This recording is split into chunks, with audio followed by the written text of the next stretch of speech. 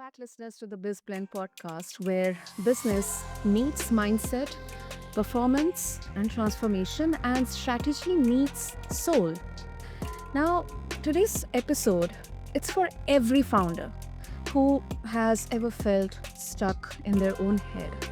Maybe when strategy isn't enough and they kind of feel demotivated. They feel like motivation is out of reach. Now, listeners, I'm thrilled to welcome Karina Baldwin, a powerhouse mental performance coach with a master's in performance psychology. Now, from training Division 1 athletes to working with soldiers in the US Army and now coaching female founders to run their business from a place of logic, not emotional overload. Karina brings elite mental training to the boardroom. So, in this episode, we'll talk about practical ways to spark that momentum that you need when you feel unmotivated, or how your thoughts, how they determine your ceiling, and why it is time that we treat business owners like the elite performers they are. So, with that, let's quickly dive in. So, Karina, welcome to the show, and it is an honor to have you with us. Thank you. I'm so excited to be here. It's going to be such a fun conversation. I already know it. Yeah, absolutely. And I mean, you have trained elite athletes and soldiers. That's like the battleground, the warrior mindset. So, what's the biggest mental block you think, Karina, which high performers share? I mean, which is there in common, and how does that show up in entrepreneurs?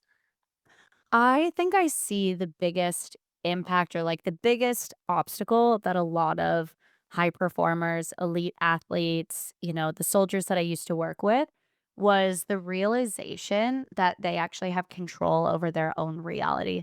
I think a lot of people go through their lives believing that things happen to them, right? Kind of like if you've ever heard the saying, the tail wags the dog instead of the dog wags the tail, right? So like they kind of feel like their circumstances in life are creating the reality that they have. But in fact, tons of research shows that we can create our own reality, and I think a lot of people, when they first hear that, they're like, yeah, but I was born into a specific, socioeconomic household.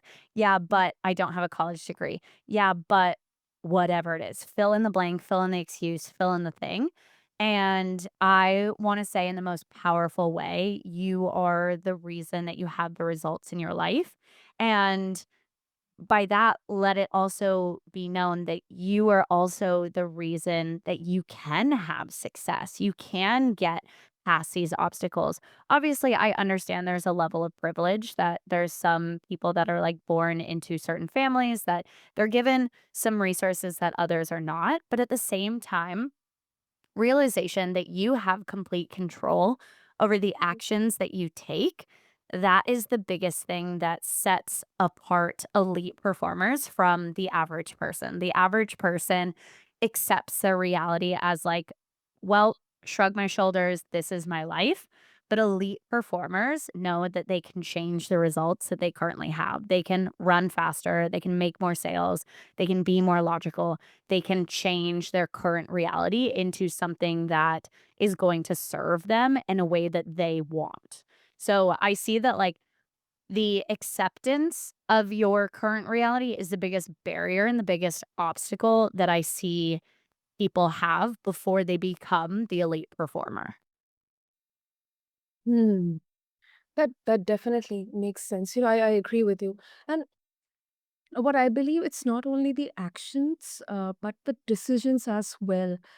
Sometimes the decisions we take, um, if we are kind of held up into that anxiety or fear, then they could really change the course of events, the way we react as well. So I absolutely agree with you, Karina. Now, I've also seen founders, kind of freeze right when things start to succeed.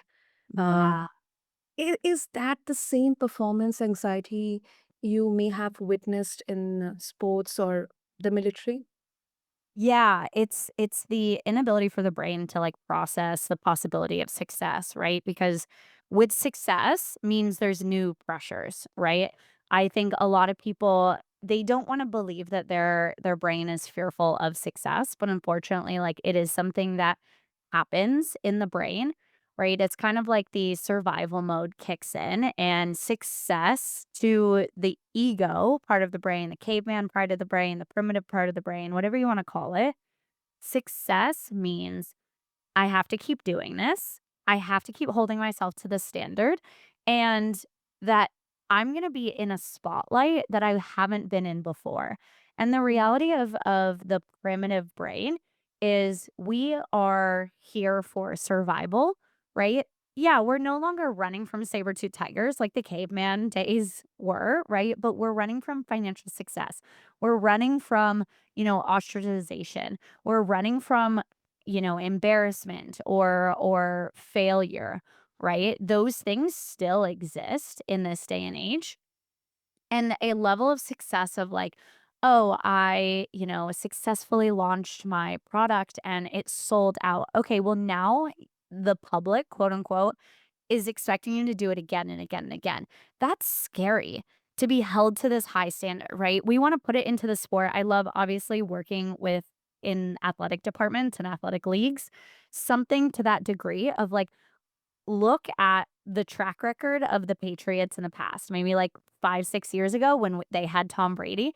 They had like Tom Brady had 7 Super Bowls, I wanna say, under his belt with the Patriots, and that expectation, that level of success was unheard of, right? That he was one of the most winningest football players of all time, and same with bringing the Patriots along for that, leading that team into that success.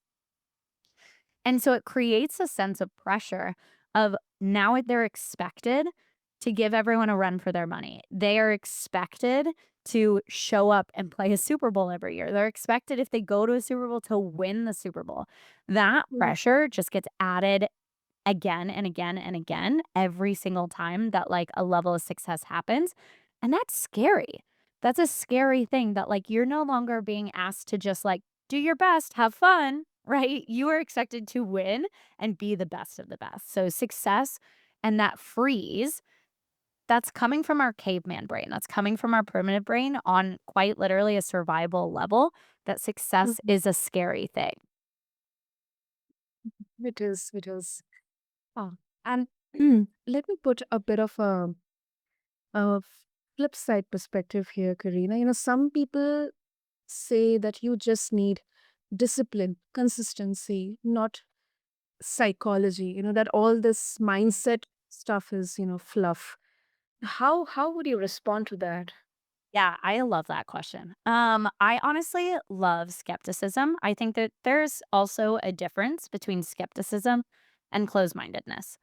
I Mm-hmm. think I whenever I work with clients, whenever I work with female founders, I always tell them, like, bring your skepticism, bring in any questions. If you're like, "Hey, I don't think that's gonna work for me," give me that question, ask that question, because we need to question. If we just outright expect, or outright accept everything that's given to us from a quote unquote expert, regardless of what that expert has their education in, then like we become mindless, just like copies of each other, right? So we need to question things. So I love the skepticism that like, oh, psychology is like not actually helpful. The definition of psychology is the understanding of relationships. And there are 3 relationships in business. 1, the relationship between you and your client. 2, the relationship between you and your team. And then 3, the relationship between you and yourself. And yes, to a degree, absolutely, discipline is the reason that a lot of business owners are as successful as they are. And what I would question, what I would challenge the thought of psychology isn't necessary, but I would say, what relationship does discipline fall under? Right. And if you think about that, discipline falls under the relationship between you and yourself. Right. We all know the people that don't have discipline. that they are first to flake out on plans. They're the first to not follow through with their Mm, actions that they say. They don't have as strong of a trust relationship with themselves, right? So, in order to build a sense of discipline, you have to mhm, trust the follow through that you're going to follow through, right? How you develop discipline is creating a strong relationship with the statement of like, if I say I'm gonna wake up at 7 a.m., the mhm, next day when you wake up at 7 a.m. and you do it, you're just putting money in that relationship bank, in that trust bank, right? mhm, Same mhm. thing with your clients. If you were to tell all of your clients, oh, I'm hosting this webinar at 10 a.m. on Wednesday, and then you don't show up, you just broke trust with your clients. You just Exactly. broke, yeah. So I would challenge them that, like, don't get me wrong, there's a ton of people out there in the world, unfortunately, that, cross their fingers, say something, and, like, spin in circles 3 times and it's gonna come true because you said it into the world. Those mindset people don't have the resources or don't have the credibility necessarily that can give you real science-backed, theories that can prove things to be true. But I would challenge the statement of all you need is discipline and commitment. You don't need psychology. I challenge it that psychology is the only thing that you need. You need to understand the deeper relationship between you and your client, you and your team, and you and yourself. And if you can understand the relationship in each of those three categories, you can master a business. I agree. I agree. And as we talk about psychology, Karina, and you since you work with women founders now, the context changes a bit. Because of there can be intrinsic factors, um, cultural factors, upbringing related factors. When especially women, they are kind of assumed to be organically take everything on their plate and just cruise through or sort Yeah. things out.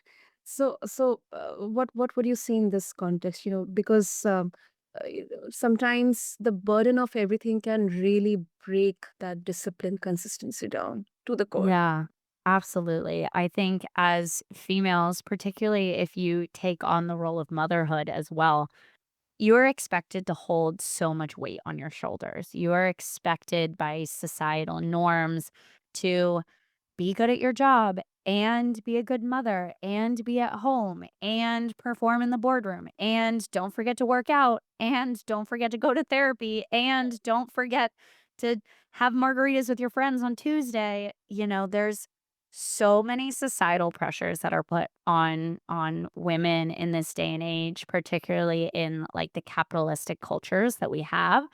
Yeah. And I think one of the things that performance psychology can do is I wanna say that there's no such thing, this is with an asterisk, there is no such thing as a work-life balance. The reality of the human brain is we can only focus on one thing at a time. Yeah. So that means that there are gonna be times that family comes second. But that also means that there are gonna be time that business comes second, that family comes first, that being with friends, Margarita Tuesday, that you are present with your friends. And so something that I work with all of my clients on is, yeah, you can like zoom out and essentially it's time management, but really it's figuring out where your priorities are in your life and what's going to serve you best. Because there are going to be times that family needs to be the only thing on your brain. And then there are other times where you're like, "Hey fam, I need you to like I'm going to close the door and I need 2 hours of uninterrupted time. And if I get these 2 hours of uninterrupted time, I can spend all evening with kiddos and partner and friends and family because I got my work done." And it's prioritizing the right thing at the right time. So instead of half in, half out, where we have a baby on our hip and a screaming toddler in the background and we're trying to work, but instead, are there times where we could ask a family member, ask a friend, hire a nanny for 2 hours to get focused, intentional work, and then be like, "Thank you, nanny, for your time. That was super easy. $50 out of the way." Or the teenager down the street, if you have, toddlers that you can trust with the teenager down the street. Mhm. Um, and being able to actually be like, "Okay, I got my 2 hours of work done. Now it's time to give all of my attention to my family. Give all of my attention and prioritize them now." Right? So it's prioritizing and scheduling the right things at the right time, so your attention is going to the right things at the right time. True, true. Hmm. Yeah. It can be overwhelming, but it is possible. It is Yeah. possible. Yeah, I think the biggest thing is, like, empowering that everyone can do it, and while you're seemingly drowning, it Mhm. seems really scary and it seems really hard. It seems like, "Well, I can't afford that. I don't have anyone in my corner.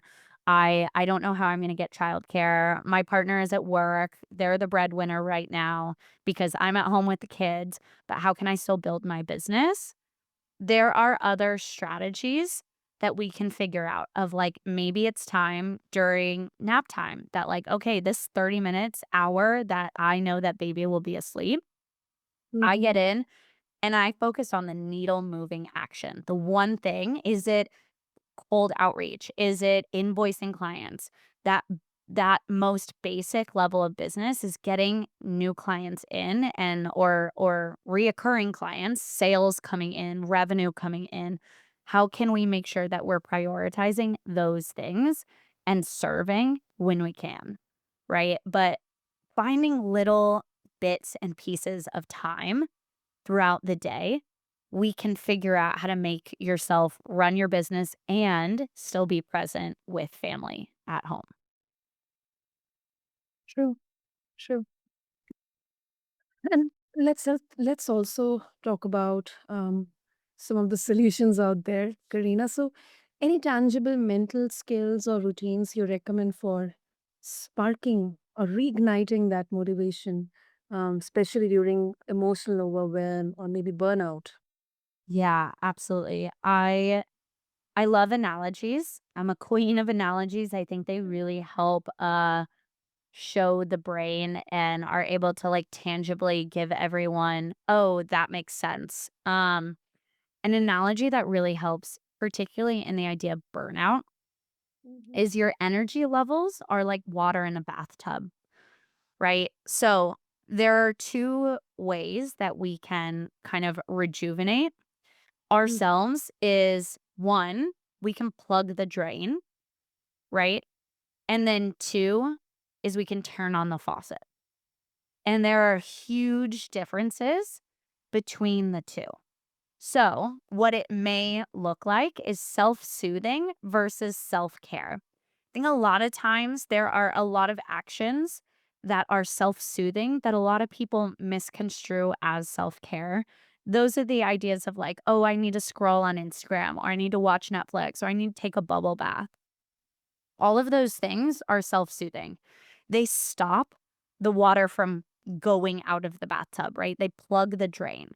But self-care is like Mm. going to the gym, eating healthy, hanging out with people that fill your cup, your friends, your family, your partner, maybe your kids, right? Like, w we need to see the difference. We need to make sure there are times that each self-soothing and self-care are taken care of. When you are in burnout, your bathtub water is, like, down to your last, like, 3 inches. It is barely enough to cover your feet in the tub if you stepped into it, right? You are drained. But if you don't plug the drain and turn on the faucet, the water's not gonna fill back up. If we only turn on the faucet and we don't plug the drain, it's gonna take forever for us to fill it back up. If we just simply overload ourselves with gym time and healthy food. And then it takes more of our time to plan all of our meals and more of our time to plan hang out with friends. It's just adding more to our plate that, like, it's starting to fill our cup, but the water is still being drained from the tub, right? So Mm. we need to also be able to check out, stop the tub from draining by doing some of those self soothing. Can you just simply sit and be? Can you just simply exist in the world without having to turn on the brain, without having to work super hard? Is it the bathtub? Is it the glass of wine? Is it the Netflix? Is it the, scrolling on Instagram? All we're doing is pressing pause.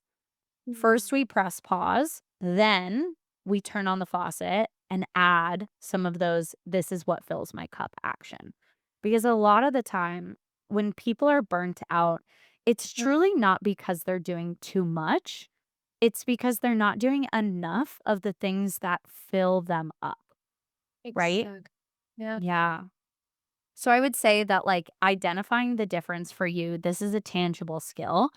Identifying the difference. What is your self-soothing actions and your self-care actions? Because it's different for everybody. Some of it, if you're like, listen to all those things that I listed off, amazing. And you're like, oh, yeah, that's what I do. Great. Do them. But they can be different from person to person. Some people may go for walks. Some people are like, I want to go run a marathon. Some people are, like, oh, I need to go to the plant store. Amazing. Do that. But we need to figure out first what's the self soothing versus what is the self care. Identify that difference and make sure Mm. you have a balance of having each of them in your life. Absolutely. And Hmm. you mentioned about this, burnout is not because of we are doing too much, but we are doing something that is not enough to fill us. I think this is so so true. Personally, if I talk with respect to the changes, the kind of pivots I made in the last 2 to 3 years, even if right now I may be, waking up or doing late nights every day, it's Yeah. like we like being awake till 4 or 5 in the morning, doing continuous shows, back to back shows, working on editing, marketing stuff. However, it is still something which is soulfully aligned. I enjoy Yeah. doing this. So even if I'm physically feeling probably like, okay, I should, just get sleep, I feel like sleeping.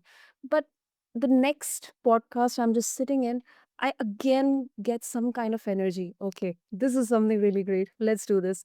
And that tiredness somehow it goes away. Yeah. There's something that lights you up inside when you're doing something that you love.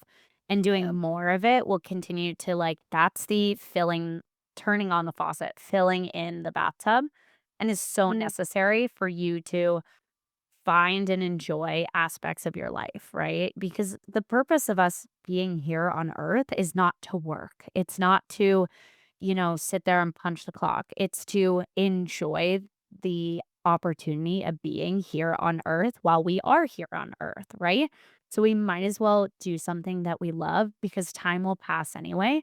So enjoy the time that you have, fill it with the activities that you love. And if you can create a business based on those activities, hell yeah, mm, let's do it, right? yeah, yeah, true.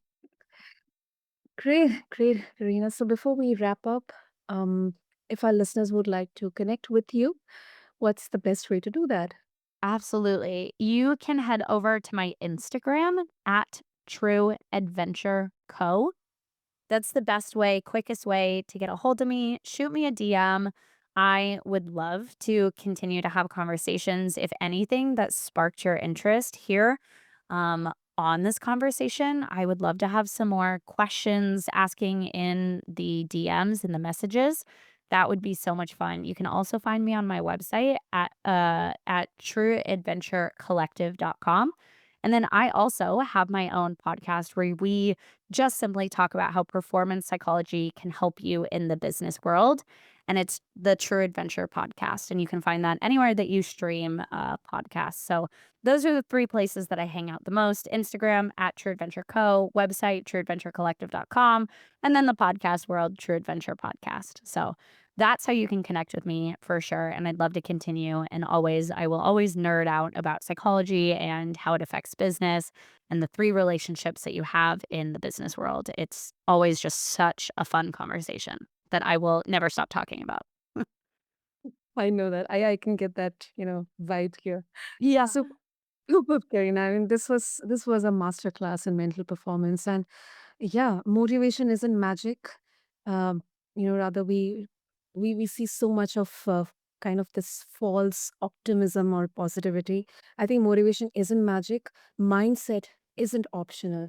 So for anyone listening to this conversation who wants to build a multi-dollar, million-dollar business or anything, without battling their brain every step of the way, I think this conversation is definitely the start line, the line to start Yeah. your journey. So thank you so much, Karina, for this. Of course. Thank you for having me. I really appreciate it. Hey, so listeners, if you found value in this episode, make sure to follow Karina, check out her work, listen to her podcast. I'll have all the links in the show notes. And until next time, keep blending brilliance with mindset. Thank you.